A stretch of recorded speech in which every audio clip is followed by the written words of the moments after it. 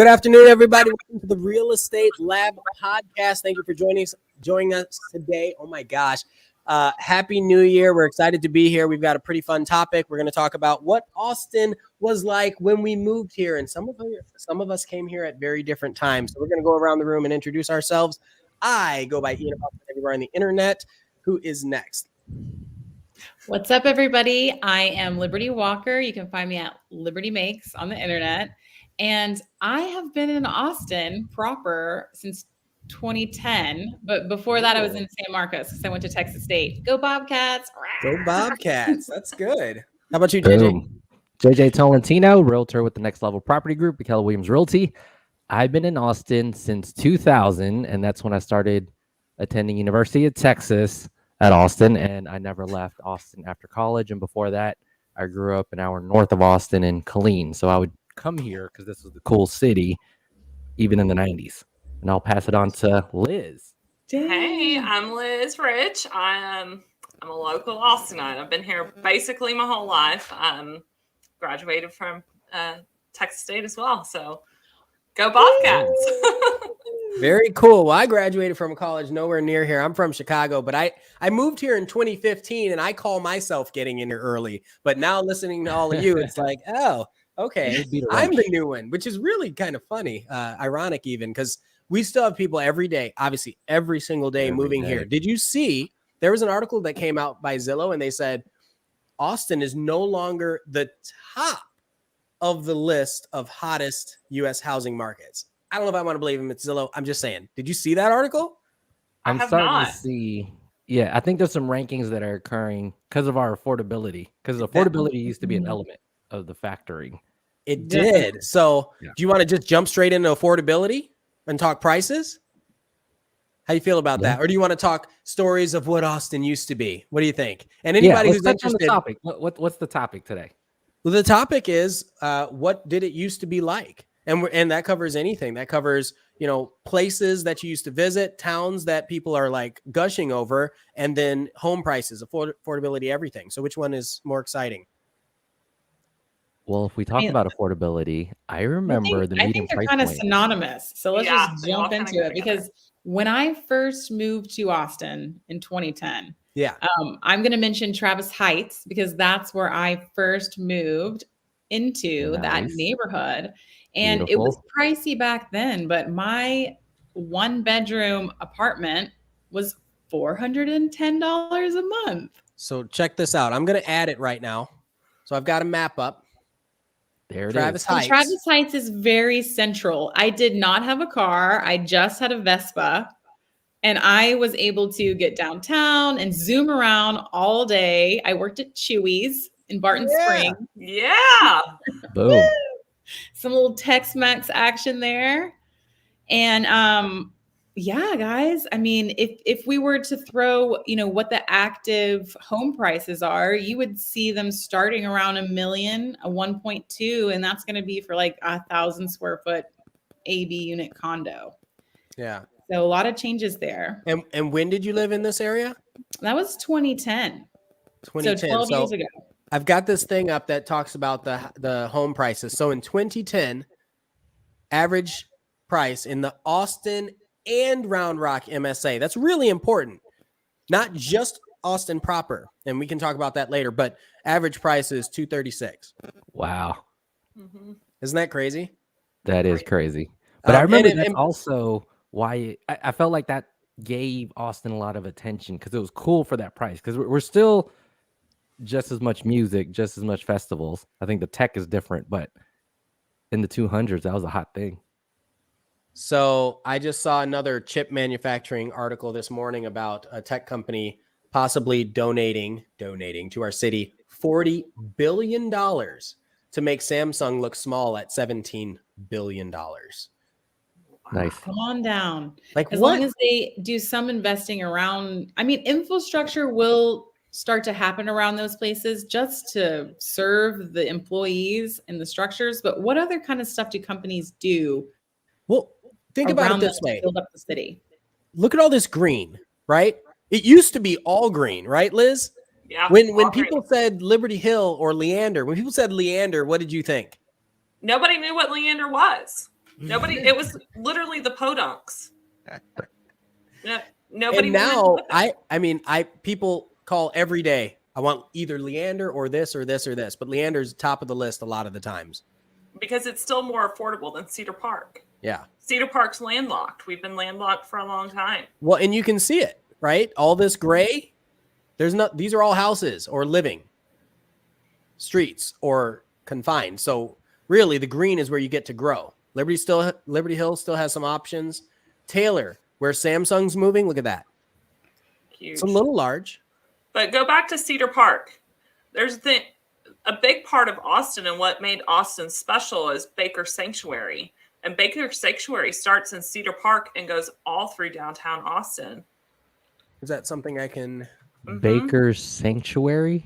It's the home of the golden cheek warbler. It's a protected migrant songbird. Okay. Tell me about this. Tell me, yes. Godzilla Preserve? I've never even heard of this stuff. What? Godzilla. You can take tours. Like, okay, well, I used to be an elementary school teacher, and that would be a field trip we would take our children on to go look through the woods and see, evidence that this songbird still was here. And so a little side note there, a lot of that green, especially protected land. That's exactly right. Yeah. That is the nesting ground. And so it had a lot of effect on the development in that area. Lakeline Mall. If you're building back there, there's only 6 months out of the year that you can get permitted. And if you haven't started building back there, it's not happening until that 6 month period is over, because that's when the bird is here and they're protecting that animal. So you're telling me if a developer was in this area and they had lots and you wanted to buy a house, if it's during the migratory pattern of this golden cheek warbler, then you can't actually build your house. That's correct. I love it. So I'm right there in Deer Creek Ranch. That's where I live. And it was a huge problem. And it's still, even like for builders going out to Lago Vista. Yeah. It's something they're dealing with. If you have not broken ground in the migrant season, ain't happening. And you were telling me the same thing about Lakeline. Can you share that story? That's a really good story for people to know. I guess this was like early 2000s, late 90s. Lakeline Mall was supposed to be the biggest mall in the United States. It was supposed to be bigger than the Mall of America. And there was the land, all those apartment complexes around that now, that was supposed to be part of the mall. But there was a protected beetle that lived underground. And because of the beetle, the activists got in and put a stop to it. Here, you know why this is so important? This is so important. I know. Well, I love those beetles, those green-backed, beautiful beetles. So I'm in favor of protecting those animals. But at the same time, that is part of your due diligence, guys. And that's one of the reasons why you reach out to us, because we do have some knowledge about what's happening there. So one thing that we saw what the domain did to Austin, and we'll get to that. And we saw what Mueller did to Austin, right? Well, we know what Tesla is going to do. We know what Samsung's going to do. But then look at the other projects. Your domain-like projects like Northline and Leander Springs. The new domain up north. These aren't actually done, right? They're building them. And so imagine if some golden cheek green beetle shows up. I know that's not the same, but shows up, and then they're like, hold on, we have to halt this entire project. Well, I think the thing to note about the project in Cedar Park, Leander, they're just taking what is already currently built and revamping it. They're rerouting the roads. They're, the South Bell. The concrete is already there. Yes. So speaking of concrete, has anybody dealt with impervious coverage permits? No. So if you're building a house, and it depends on where you're building it, or if you're trying to add on to your house, like add a deck or anything like that, Austin is cracking down. They're like, listen, you've covered enough people have covered the nature. You can't just cover your entire land with concrete. Don't y'all kind of love that funkiness of Austin though? I do. If we don't do that, we'll be the next Houston. And it'll be all concrete. I love that you say that. Yeah, I didn't want to get into that. I just was in Houston for New Year's, and I was happy to be back. Things are a little bit more organized. I mean, that's the reason why I decided to move to this city, is because of all of the natural beauty that it has to provide. And you come from San Antonio, or San Marcos, or San Antonio originally? Originally, I was born in Houston, downtown Houston on 5th Street. Okay. And then what did you think of Austin when you were younger?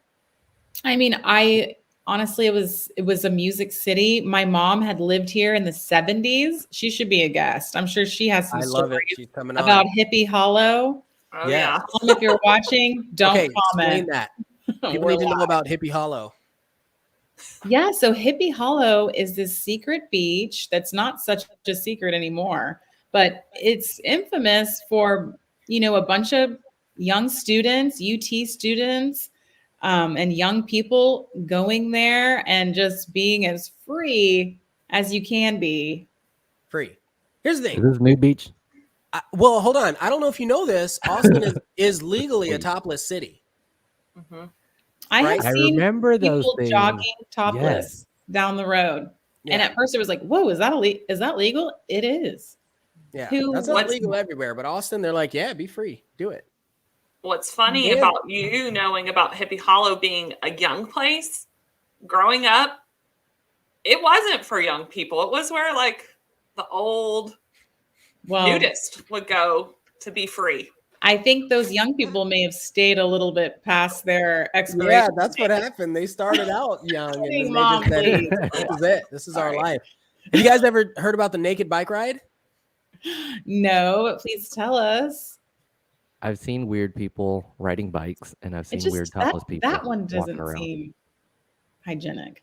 Oh, October 9th. There you go. I missed it. October 9th, 2021. Make sure you wear your sunscreen. Yeah, well, I'm a little exempt from that. Not really. Texas heat hits differently, but that's fun. So let's look at the home prices. So we talked about affordability. Before we jump too deep into that, I want to show one thing. A lot of people are talking about, oh, Austin's growing and growing and growing. It's got to crash. You hear people saying that?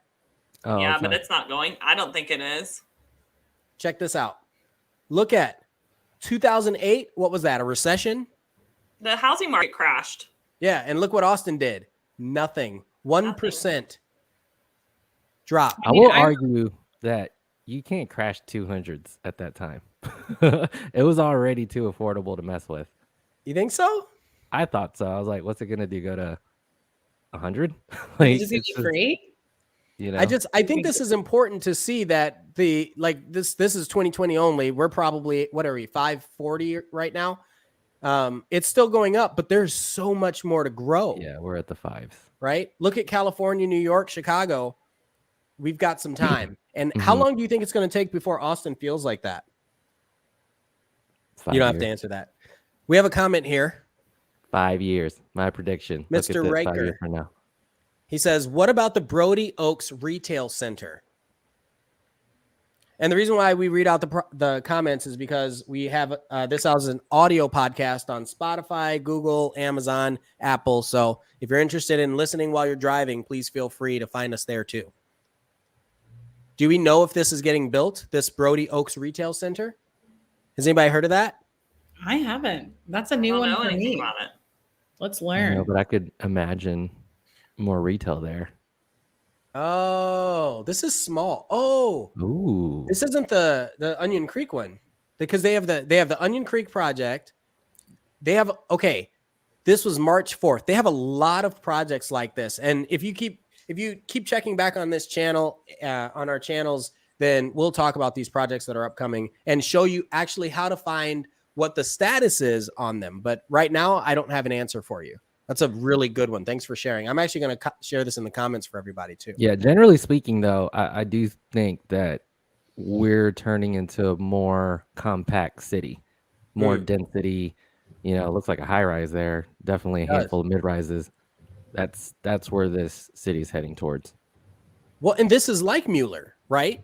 Like the idea. Live, work, play. You can live here, you can work in the high rise or at home, and then you've got your parks, your movie theaters, and all that. And for those of you that don't know, they're doing this type of thing in every city in Austin, near Austin right now. There's at least one, if not 5, of these types of projects planned. Yeah, there's a handful. Which is why we say, if you're looking to move to Austin, it doesn't matter where.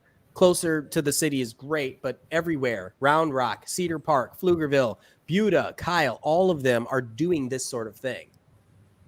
All right, give me some more old school stuff. Well, what's interesting to me, Liberty, you might know more about the details of how it happened, but old school Austin, you couldn't build a building that was higher than the Capitol building. Ooh, I think that's still a thing. Well, look at downtown. I think the Frost building's taller. It's not so much the height. I think it's the corridor views. I'm sorry. You're right. There are plenty of buildings that are taller now. But you're right. They're only newer. I know in Round Rock, you couldn't build a building more than 2 stories until in the last couple of years. Wow. And that's why downtown Round Rock, all the businesses are 2-story buildings. Yep. Like if you look in a little bit east of Mueller, that neighborhood there, I mean, those deed restrictions, those homes, a lot of those homes were built in like the 60s. Like here? It's near kind Walnut? Of like off airport, it's like Cherrywood, right? It's like Cherrywood. I'll just do kind of just like southeast of Mueller. And those deed restrictions, guys, you cannot build a 2-story building. So people come in and they want to tear the home down, the single-story home, to build a new one. And those deed restrictions, those stay strong. They're very strict about that. I'm going to pause for a minute and say, if you've not yet been to Bird Biscuit, I am not an owner or affiliated, but you deserve it to try it for yourself. It is phenomenal. Bird biscuit. Speaking of, yeah. Let's talk about some food that was around that isn't anymore. Oh my gosh, this breaks my heart. Because I feel like every time I log onto Facebook, it's like Sway is gone now. And so many wonderful restaurants. Hutt's Hamburgers on 6th Street. What was it?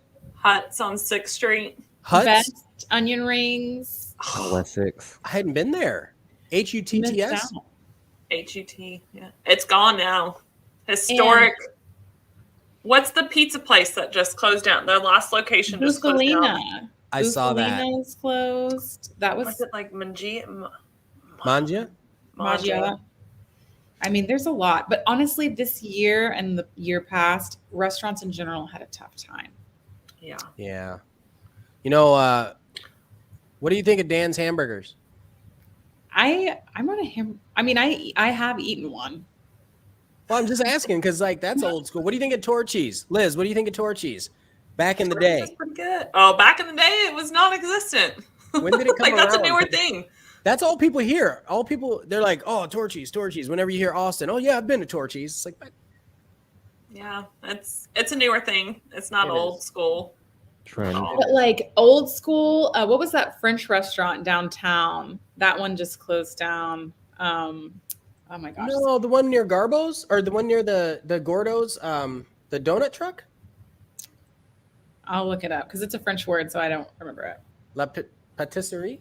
Okay, so what about South Congress? I'm going to tell you, when I moved here, I remember going to South Congress and seeing all these food trucks and thinking, this is so cool.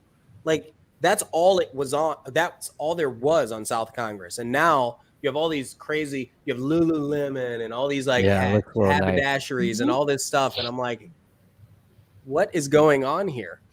It's just become a cool place to hang out. And all of the South First too, if you go a little bit west, you'll see the Hermé is coming from New York. We have Hermès. Yes. Yeah. Oh my gosh.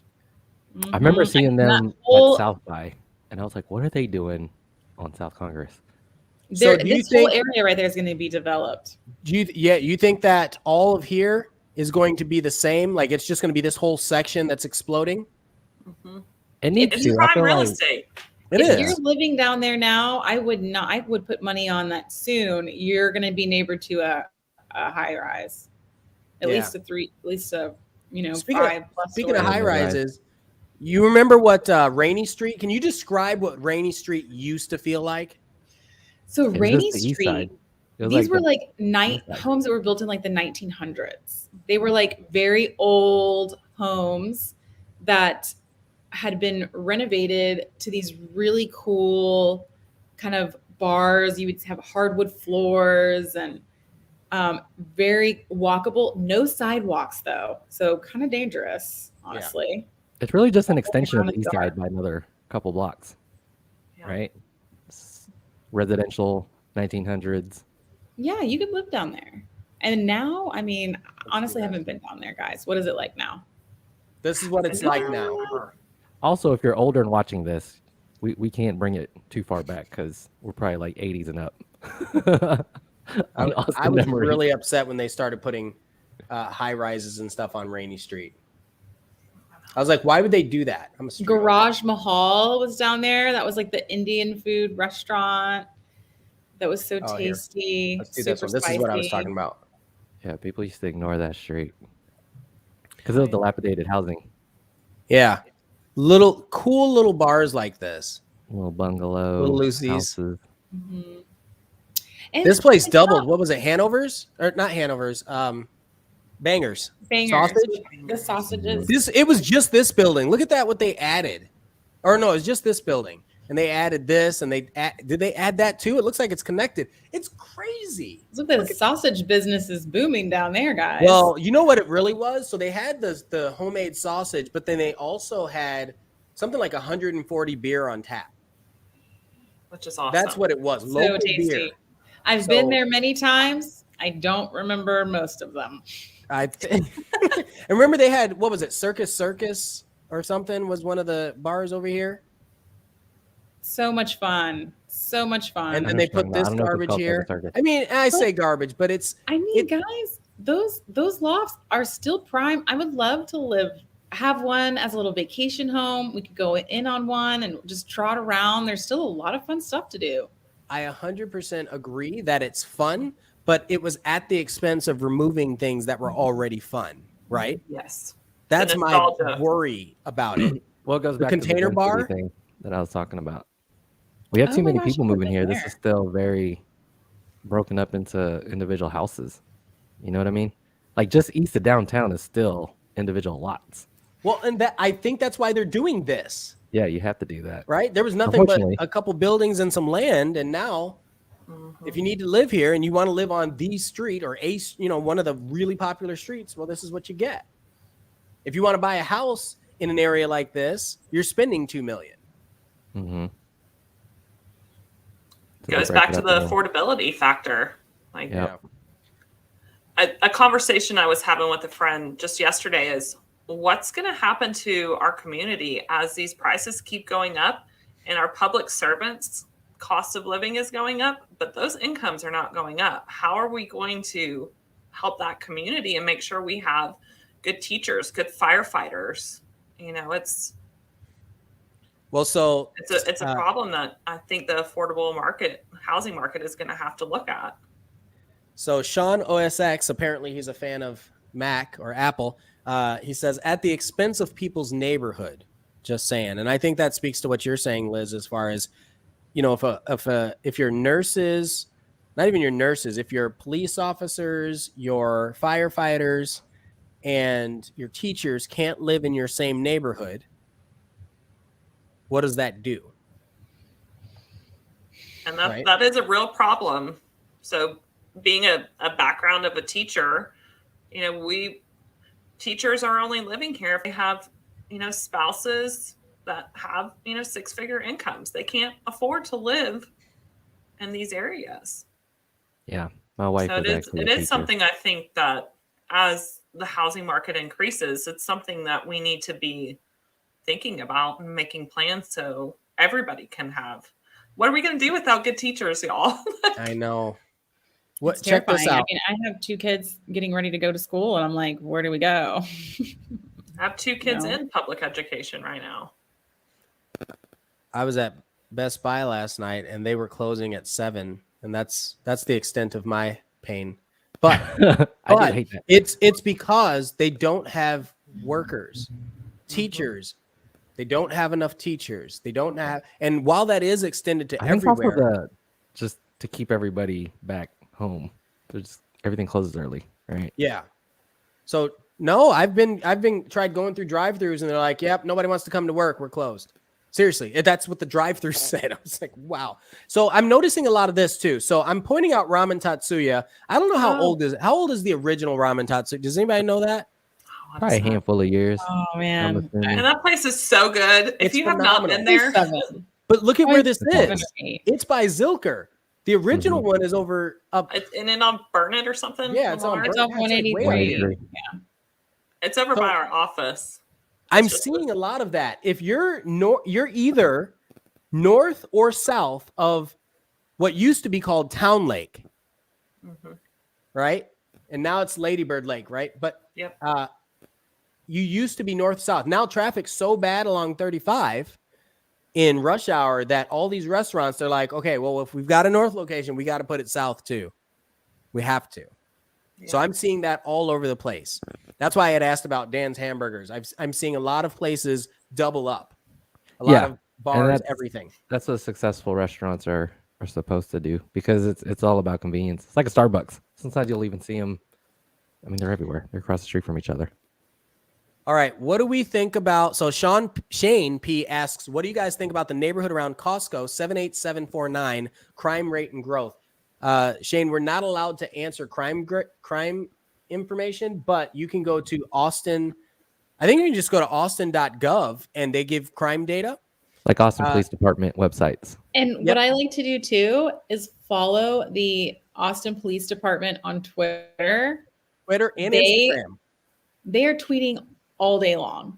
Yes. About what's going on. Really good suggestion. And I would do that for not just your county, but check out neighborhoods on Facebook and on Nextdoor if you can too. Yeah. Join neighborhood groups, see what everyone's talking about. Well, let's look at 78749. The Costco growth. We can speak to the growth. Oh, by circles. The new HEB. Let's talk about that growth, guys. I think that's a great area. Super so fabulous. And they are improving on, we call it the Y. And historically, the traffic there is just atrocious. Crazy. I was going to say the traffic along here is the worst. I mean, it's going to get a little worse before it gets a little better, but it will be getting a lot better because they have even broken ground on expanding those lanes. I feel like there's just not. Well, that's the thing. When you're expanding lanes like this, that's a 3-year project, 5-year project. Let's talk about restaurants in the Y though. Like there are some crazy good restaurants down there. Pius. Oh, best pizza is that in the town. Pizza? Pius is the pizza, right? Yes. But they also do like their in-house pastrami. If you've never been there. I haven't had the pastrami. That's good. It's silly. Delicious. So I've got another question real quick. It says, do you guys know if United Built Homes, do they have a good reputation? I don't know if that necessarily reflects the topic of today, but if somebody wants to answer in the comments later, please feel free to answer. All right.